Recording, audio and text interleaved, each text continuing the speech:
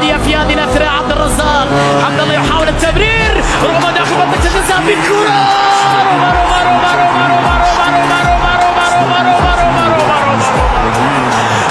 سعود عبد الحميد على جهة اليمين بكرة عرضية خطيرة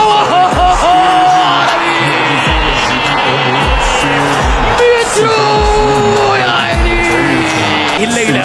الكرة لمصلحة عبد الرزاق، محاولة من رمضان ورمضان رونالدو، اللمسة أمامية حلوة وكرة لعبد الرزاق. كرة علنتي يضغط على المرمى الإيراني، خطيرة لروما كرة وفرصة يا إله.